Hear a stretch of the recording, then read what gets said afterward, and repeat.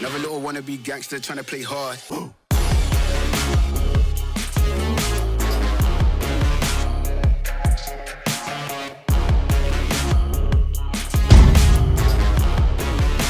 Welcome to the second season of the MaXed podcast. I got a real special guest friend of mine, young guy, man, a killer.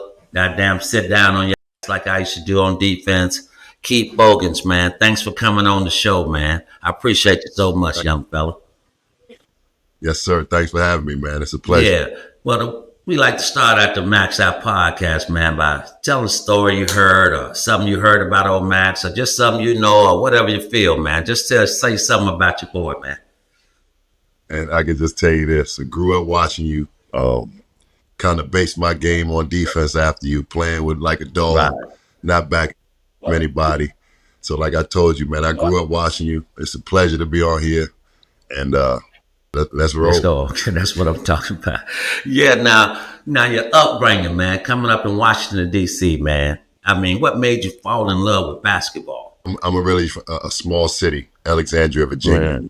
How I got to D.C. was we played a team. And back when I was playing, your travel national team, whoever won the regionals, you could pick up 2 players and they travel with you. So that's how I ended up getting to DC. The DC team picked me up and I never went back to Alexandria. So it was actually rough because I had to prove myself, because outside of DC, we call it the DMV. When we get home, now it's breakdowns into your section. So me being from Alexandria, having to go across the bridge and play in DC, my toughness was definitely tested early in my career. So I had to put up with shut up. No doubt. But that team you played with, that DC Assault team, now that was a legendary team. Now y'all had Elton Brand and y'all had some killers. We had DeMar Johnson. Who else came through that? Quinn. A lot of young guys now. Quinn Cook, killer. Who else came up? I could keep naming it. Michael Beasley. Oh, wow. Yeah. Delonte West, back when Mark Karcher. All these guys, when you were young, that team, I don't care if you was from Baltimore. It's not like now. The goal was to get on that team. Yeah, then you played with this team right here, your high school team, the Mather, man. Y'all went 34-1, man. Now let's talk about that part right there. Now that's crazy. Now y'all just went through everybody. And that had to have some killers on there, too. Yes. Joe Forte was my teammate in high school. I had the opportunity to go to DeMatha. Morgan Wooten came and recruited me out of a little school called Langley in McLean, Virginia. And that's how I ended up at DeMatha. I played 4 years, all 4 years varsity. And I think that was my ultimate basketball test, coming up as a young guy. Playing at a prestigious high school like that. Then you went off to school, I really don't like to talk about a lot, Kentucky and shit. But, I respect your mother so much, man. You got to, man. You're in the Hall of Fame. Been in there for 10 years, man. Talk to me about the school and how much love you got for Kentucky, man. Oh, man, I could go on and on about the Big Blue Nation. I tell people all the time, as much love as you get in Kentucky, I don't think I got half as much love in there. That's big. It's so huge. And the play and wear that Kentucky across your chest, that means a lot. Even when we would play against, your former alma mater, who I can't stand. Yes, I know. That's what I'm talking about. Yeah. But, you was an All-American your senior year, man. Y'all swept through the damn SEC conference like it wasn't nothing. So, obviously, y'all was beating Florida too. So, but I know it was a competitive game. But, yeah, talk about that, man. That was a great, year y'all had. Then y'all made it to the Elite Eight. I remember we were down against Vanderbilt. I think my teammates will remember this. Tubby walks in, halftime. Don't say 2 words to us. Just stare at us, turn around and walk out. My exact words, man, f*** him. I got to take the throne, man, f*** him. Let's go out and go to work, man. And I came back from down 25, won that game. Didn't lose another game until we faced Dwayne Wade in the Elite Eight. And when I tell you he torched us, that's what led up to that great season. That speech in the Vanderbilt locker room. Man, that's what's up, man. That's what it's about, man. That's what I was about, man. holding motherfuckers accountable, even when the coach don't think we could do it. Motherfucker, I know what we gonna do. Let's turn this Yeah, shit up. Let's go. We're gonna go down and fight. Now your guy over there, your guy Mark Pope, he coming back over there to the school. Now that's a big transition for the school. I mean, everybody love Coach Kyle, but here come y'all guy. well, I think getting a former player in there, understanding the culture, the tradition, the expectations, and I think Mark is actually going to hold guys accountable. Yo, Playing at a university like yeah. Kentucky, the NIL to mess things up, but I look at it a No, little yeah, it different now. does. Toughness to me is measured by the kids who stick around and fight through the adversity. Yeah. That's what I look at. So I think he'll be able to convince some kids, to stay and fight through that adversity, being a former Right, player. right. That's good. That's a good pickup. I thought it was a great pickup from speaking on my side. So, but yeah, defense, man. I love to play defense, and I know you did too. Now I know Absolutely. I had like Michael Jordan. I hated to guard this was so quick, fast, and strong. God damn. So I hated to guard this, but I mean, who was the guy that guy for you that when you used to play, man? Man, it was a lot.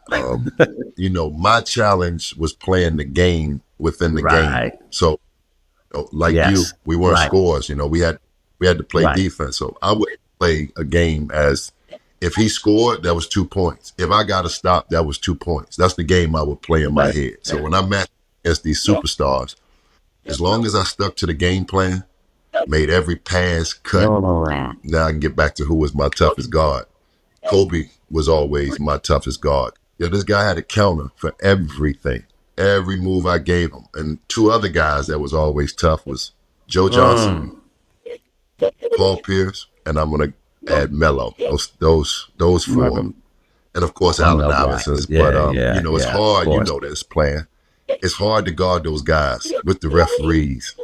You can't touch them. I'm trying to tell You you how foul out got that right now.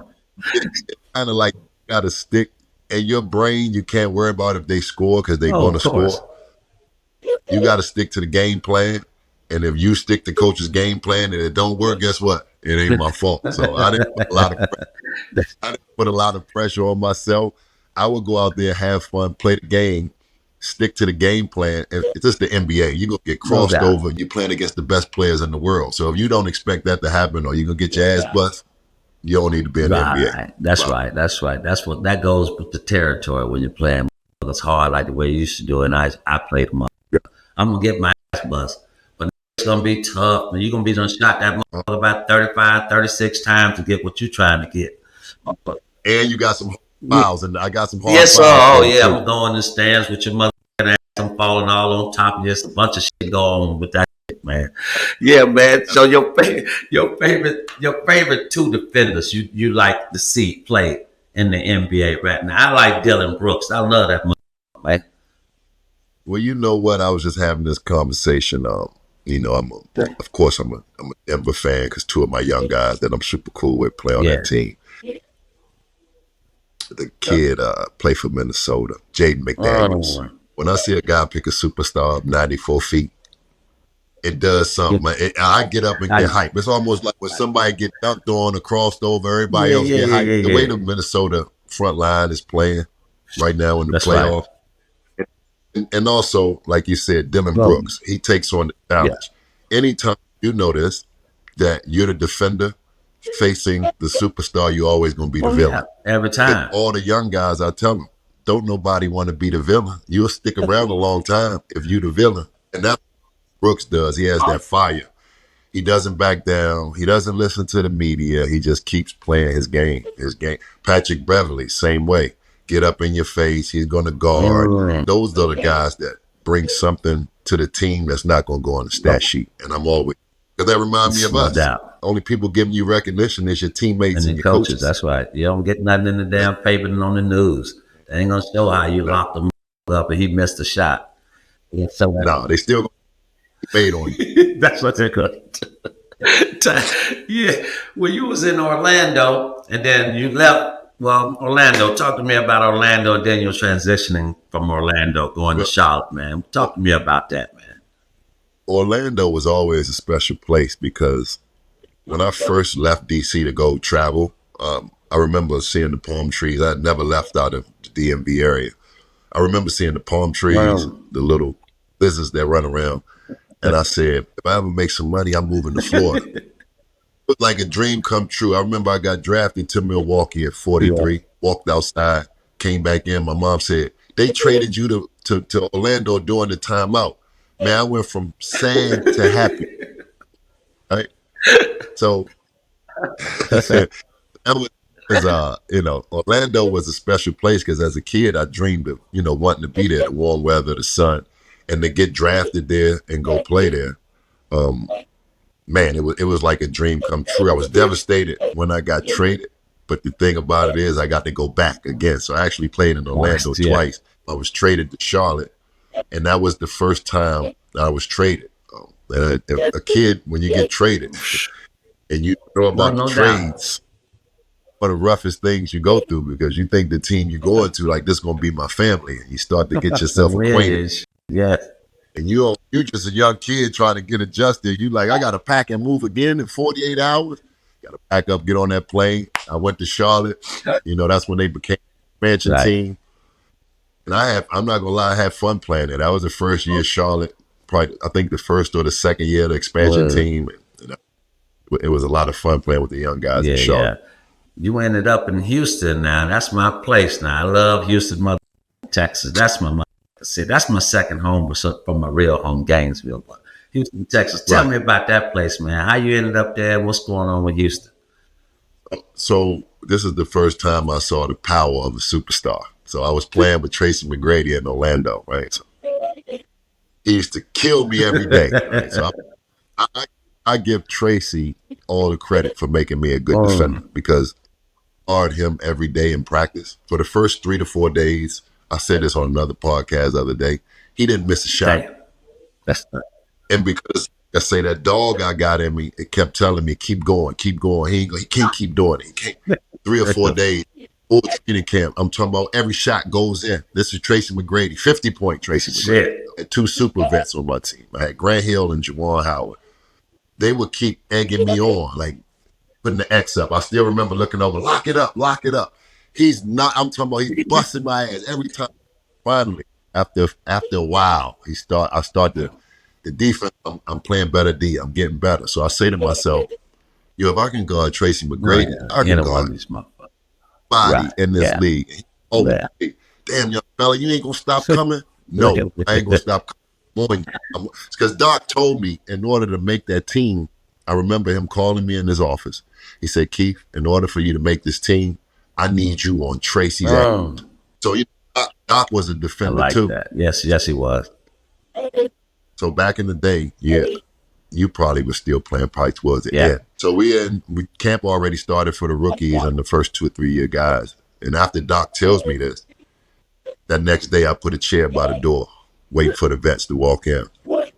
Tracy walks in, he laughed. Vet walk in, superstar. I'm on your ass. Because all I can think of is for my dream to come true, Doc told me. Now, I'm not guaranteed at this point. I'm a second-round pick. I got to make the team. So at this, the head coach tell me what I need to do to make the team. I'm going to do what he said to make this team. That's right. Walk in, I would be right behind. I'm getting up. I was following everywhere, and he's still to this day. I mean, I still a guy I can call, pick the phone up, good friend of mine. He who made my career. So now I can get to how I got there. So I get traded to Charlotte after Orlando. I get a call from Tracy. He say, Jeff gonna call you. We about to trade for you. I remember looking at the phone like, you're not no NBA top front office guy. Like, what you talking? 5-10 minutes later, I get a call from my agent. Yeah, Houston trading you from Charlotte, come to Houston. I remember saying, damn. So that's how I ended up in Houston. So to get the call from the superstar, I'm like, damn, I'm going to play. And I come, Tracy, we got Yao Ming, we got the Kim. I'm playing with some super vets at this time.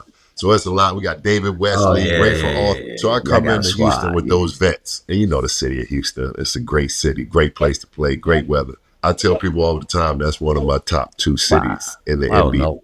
To play with Tracy, Yao, Dikembe, and some of those veteran guys, to live in that city and get to learn the ins and outs. Great place to be, great fans. And if you winning, the best fan. Oh, my goodness, yes. Yeah. If I ever got the chance to either come back there and coach and work, man, it's a no-brainer. Okay, H-Town, y'all hear that? My city, y'all hear what my guy say now. Y'all, come on, look at y'all. Need another coach over there, man. Bring my guy in there. That's where I watched you in your prime in That's that right. city. That's right. I love that motherfucking place, man. I loved it, man. I love that motherfucker. Good eating, good. It's some nice, and there's some nice things out there too. Yeah, it's a place for dogs. That's right. That's what dogs eat. That's right. That's right. That's right. Yeah. Hey, man, let's fast forward to 2010, man. You went to Chicago. Talk to me about the team and how special that team was and meant to you, man. I'm watching Knicks play now, and it's almost see in the mirror how they operate, how they play team basketball. Watching Jalen Brunson operate almost like a D Rose. It's so much watching Tibbs basically coach and run the same plays that we ran. So it's like you watching it and you appreciating because you can see how it's operating. Team basketball, defense first, and we had Thibodeau, a meticulous. I'm talking about real particular guy about little stuff. Focus on those little things. They turn into the big things. That's right. And, we were winning. We only lost probably 20, 21 games that year. And if you win, and it makes everything better. I don't care. Man, solves everything. That team there really showed me what a brotherhood was about. Really showed me. Right. And that's what I was going to talk to you about, Coach Tibbs, man. I think he was assistant coach for me somewhere down the line. I think he was with Larry Brown somewhere. So, yes, he was assistant. He's a very attention to detail guy. He's on your ass. About every little thing. But talk to him. New York's playing so well right now, man. God damn, man. They're a blue collar team. Talk about Tibbs and that New York team right now in the second round.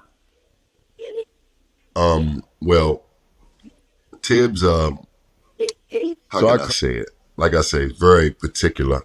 And when you focus on the big things throughout, the little things throughout the season, when you get to the playoff, those little things, they get magnified. But now you're ready. You're actually ready because you worked on those seasons. And with him, I remember now, the scores are up. But with him, our defensive goal would be to hold a team to, I think it was 22 or 23 points a quarter. He would break it all the way. So if you only points a quarter, you're not going to even get 100 points.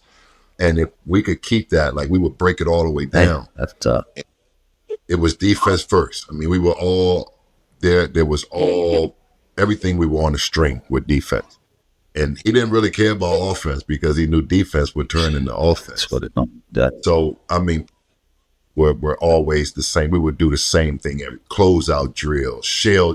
Things that I don't see teams a lot do today. High school shit drills like that, but it means a lot, man. I tell people all the time, it's like you got to be a robot. You got to train yourself so it becomes breathing. It's like second nature. You can't do something one day, then flop to something the next day.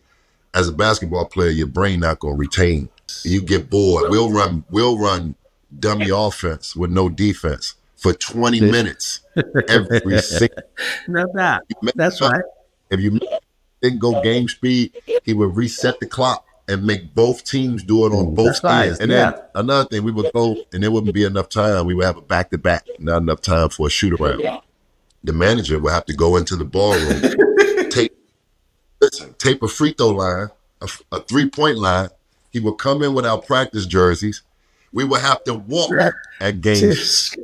I don't know what the game speed walk is, but he would tell us to reset the play and go at game speed. We're in the ballroom with our regular. Oh my goodness! I guess it's just. Yeah, when I tell you guys used to do, you new guys would come be like, "Yo, what we doing?" Serious? I'd be like, "Yeah." It got to the point where we knew back to back, no shoot around. We knew we had to go in that ballroom, watch film. We're gonna do a walkthrough, game speed. I don't know how many people doing walk speed, but bodies in that little ballroom, all the big ass bodies in the ballroom and shit. I don't care. It could be a box ballroom. It could be a big one. He gonna make that motherfucker work. He gonna make. Yeah, that's little Tibbs. That sounds just like you, man. You played with a guy, man, that was a killer, man, Derrick Rose. Let's talk to me about him, man. That MVP year he had, man. That shit was crazy what that guy was. Oh my Man, goodness. that tell people all the time to sit on the bench. I actually started and played with him that year, but to have a front row seat, and I mean, watch Derrick Rose every Yeah. day come in this, see him in the weight room, just see him and why he was that good. Like I remember watching, studying him, the work before practice, the work after Right. practice, the weight room. You know how strong he was. He was so special. He was quiet, didn't talk a lot. I mean, I remember when he finally broke the ice. Me and Kurt Thomas would be on him so much. Me and Kurt would grind him out till finally he would talk. I mean, he just finally broke the shell. But I mean, guy that explosive that didn't talk. All we knew was he never said, "Give me the Oh, yeah. ball." We could just tell body language and his demeanor. He wanted the ball. He was our guy, so we gave him that. I used to tell him he used to come down and guard, and I would tell him, "No, we need you on offense. I'm guarding the best mark." So if he was the one Yeah. I would Tibbs already knew flop the Right. Yeah. matchup. Yeah. I do all the work on defense. I offense. I'm gonna stand my ass in the corner. But other than that, I mean that kid, man, I remember I have flashbacks, some of the dunks when I see the Oh, highlights on social media. I'm like, damn, I remember that, bro. But he was special. I tell people all the time, it's out of all the guys I played with, the most explosive. He could go, just give him the ball. He was going to go get you a bucket. I don't care how he got it. He was going to go get you a wow. bucket. And you knew he was going to get you a That's bucket. special. He had that dog in him. I tell people all the time, he represented the city of Chicago like a guy that's from that city. Blue collar worker, Yeah. grind, don't Yeah. complain, and got that Oh dog in yeah, him. we can see that. I tell you that, no doubt, man. That's a Yeah. great answer. I tell you, he's a great teammate too. Also, man. Yeah, Oh, yeah. absolutely. And I just want to. Well, how you got into coaching, man? And what came about the coaching? You became a coach. How that came about? Well, funny story. Jerry Stackhouse, Oh another one my of my God. OGs. Yeah. Listen, all dogs, Yeah. all dogs. I played with Stack. I played with Stack in Brooklyn. And funny story, I played with Kurt Thomas in Chicago. So as soon as I signed my contract, I'd call Kurt, tell him, I'm going to Brooklyn. Kurt like, man, you and Stack about to be, no, y'all gonna be boys. I had never hung out with Stack, right? So Kurt Thomas tell me, y'all gonna be boys, y'all the same, woo, woo, woo. Man, as soon as I get to Brooklyn, that's like my Yeah. brother. So Oh, no doubt. he Yeah. started, when he finished playing, me and him stayed in contact. He started coaching Toronto 905, the G League team. So he had me and Rasheed Wallace come up, help with the team for like a week. We stayed at his house in Toronto. We helped him coach, the young guy. And Right. then I was like, I had so much fun with him for that week. I was like, Stack, man, you really know. He said, Bo, if my mother can coach, Stack, if my mother can do it, then I know you can do it. And That's that's how it yeah. all started. Just spending that week with him, seeing how he was, with the kids and he was still around the game. And we were at night at the house, me, him, and Rasheed, doing game plans, watching film. Just that whole togetherness. I got my first job was in the G League with the Westchester Knicks. So then we started to play against Stackhouse. So now I'm on the opposite side as an assistant Right. coach. We go, we play against them. Yeah, we coaching against each other. I remember telling the coach before we lost to them, I said, Coach, Stack a former player. He gonna keep switching the game plan up in the motion of the game. And it took the first time we lost, the second time we had a meeting, the coach said, Bo, you was right. I said, yeah, he gonna keep trying to throw you off. Man, he would beat us, but that's how he Right. was. He know the game and think it. But he would come with something, he'd throw something at Yeah. us, throw Yeah. something at Yeah. him. We couldn't respond fast enough. But the next time we played him, I had him up on game. But yeah, Stack, I give my coaching to just that experience of, being with him for, I think it was a week or Wow. two. And when I walked in the gym and started coaching myself, everything changed. Yeah. And then you coached a killer now, the boy over there in Detroit now, the old Cade Cunningham. Let's talk about him, man. I love this game, man. I mean, good God. Oh, Good man, God. another kid that I love to work with. It's crazy. So when you get, being a basketball player, I tell guys all the time, when you got a good guy, you got to let them morph to you. You can't go, be all over them. They're trying to be cool. So when I first get to Detroit, Cade, a quiet guy, start working with him. He liked working with me. So now me and him, I'm his guy. We shoot. When I tell you a guy that comes in, puts the work in on the court, in the weight room, takes care of his body. And then you see that I tell guys, the young kids that y'all watch YouTube videos, you think just watching the video gonna get it done. But the guys have done things that make this video look good. He's one of those guys that goes in and puts the work in. I remember him at the time making a decision. His leg was hurt. And I told him, I said, young fella, you 21 years old. I'm 40. I think I'm 41. At this time, I was 41. I said, I'm 41, 42. Now, if I try to get a surgery, I ain't healing. I remember him. He's like, all right, I'm going to do it. He goes, it's successful, comes back. Soon as it's over, he can get back on this floor. I remember him just sitting in chairs. I'm talking about from not the whole process to get back to. I think a lot of kids need to follow his blueprint because he's the epitome of a hard. He's and it is a team leader. He leads example. He doesn't take any shortcuts. The guys follow behind him for a reason because he sets the standard for the team. That's big shit out there. Young guy like that, got it like that, man. That's big, man. And what you think they need, man, coming in next year to turn that shit around, man? There's something missing, man. They might need a veteran or something in them. But first and foremost, you got to keep these young guys together. They got to play together. True that. These guys, they're great basketball players, but they don't know how to play together. I think they just got to keep those guys together, and they grow. They can use another piece or two. I would say a big time superstar.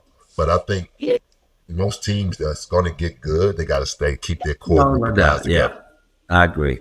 Yeah. And with coming like Minnesota and OKC, which team you think is set up to have the best in the future? Is set up to have a better team in the future. You look at OKC, everybody forgot about them. They traded everybody away. They had a plan the whole time, so they traded everybody away, got no recognition. They let all their stars go. Meanwhile, they're building a young core group of guys. And if you look, I even pay attention to after they win a game, a team like OKC, how they all there. You can tell by the game interviews. It ain't an individual. When I see more than one guy doing it, it's almost like, damn, look at the team. Minnesota the same way. They got a couple vets. They got a few more vets than they see. But if you look at it, the young guys are in the driver's seat and the vets are in the back seat. That's not true that. So, that's what about these new younger teams. I think they got a good core and they got culture. A lot of these teams come in, throw a lot of stuff together, look good. No doubt. That's what you can't see on paper is not what's going to make it work. Right. That's right. Right. Last question, my brother, and thanks for coming on the show, man. Like I said, I appreciate it so much, man. And I'll come next week if you need me on. Once a week. I appreciate it. I love that, man. I love that. Hey, who you got winning the NBA championship, man? This shit last question. I appreciate it. Man, it's going to be a tough one. So I think we're going to have Minnesota coming out the West. And right now I got to toss up. It's going to be either Boston or New York coming out. Yeah. Either Minnesota West, Boston or New York coming out. That is okay. What you got? Man, I think it's gonna be Denver can't come back from what they just did right there. You can't drop both games. Now, goddamn, at home can't do it. Ain't never been done. I don't think. A series, I tell guys, people watch all the time, and they like home court. They ask me stuff. So my whole thing was when we played in the playoff. The series don't start until the home team loses at home. Down 2 games. Nigga, you dead. You motherfucker got a hole in the ship. Out there in the middle of the damn ocean. You ain't got nothing to plug it with. You dead. You sank it. Yeah. Might get one if they want to rest. Yeah, in Minnesota. But that's it. It's over. They fucked up when they lost that second one. Yeah, the hill big. I mean, if they do a 4-game sweep, I mean that'd be Yeah, special. oh my But goodness, who would have thought it? with baby MJ, out there, it's gonna be hard Oh my with baby goodness, MJ. good. They call him Ant-Man. I'm calling him Oh baby my goodness, MJ. that's what I'm calling him too. That mother just remind me so much. I'd be having nightmares when I see that mother flying and shooting. Now mother Yeah, can't miss mid range, and he got the whole. I, He's going on 3 different levels like MJ. I tell people all the time when I was young, I used to study the MJ Come Fly With Me, the tape, right? As I'm watching this young boy Yeah, play, I'm seeing so much Come man, Fly for With real. Me. That's his nickname to me. Y'all, Ant-Man, that's baby Right, MJ. that's what I'm calling That's him too. That's a good yeah, man. nickname for him, man. But like, We done, yeah. on the Maxed Out podcast, we done gave Hey, Ant-Man y'all a new heard it nickname. first. Keith Bogans, Mad Max on the Maxed Out podcast. Mother baby MJ, not no Ant Man.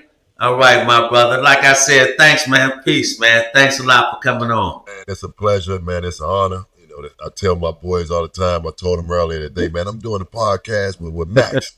They're like, who? I said, Vernon Maxwell. Oh man, he a dog. He a dog, man. Getting all my boys, man. I was excited. I'm happy to be on here. And like I said, bro, if you ever need Oh, me to get man. back on here, I'm a phone call away. Thanks a lot. Appreciate that, man. All right. Peace. Yes. No doubt. Never little wanna be gangster trying to play hard.